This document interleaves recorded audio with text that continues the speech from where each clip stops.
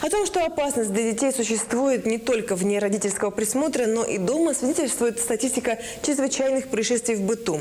Рассказать детишкам об элементарных правилах безопасного использования электроприборов.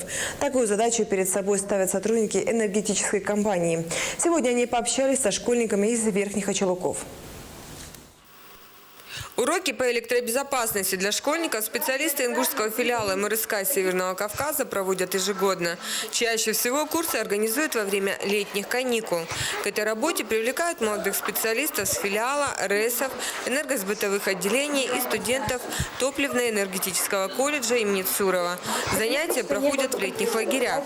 Здесь ребятам рассказывают о правилах поведения вблизи энергообъектов и обращению электроприборами в быту. Мы объясняем, что нельзя дотрагиваться до оголенных проводов. Мы объясняем, что нельзя залезать в трансформаторные подстанции. А то у нас дети любознательные довольно-таки, могут и решетку открыть, и замок сорвать, и залезть туда. Слушают, задают вопросы. Вот мы были до этого в Далаково, когда мы были, задавали вопросы, примеры проводили, отвечали на них. Была очень оживленная дискуссия.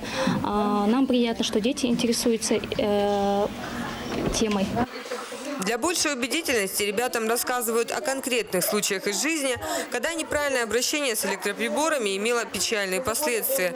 Кроме того, детям дают подробные разъяснения мер безопасного поведения во время грозы и активного отдыха на природе. Наглядную информацию школьники получают из видеосюжетов, демонстрация которых входит в программу курсов. Чтобы вот детям не было скучно, мы подготовили для них загадки, подготовили мультфильм. Вот. И в форме игры мы как-то будем доносить нашу информацию до детей.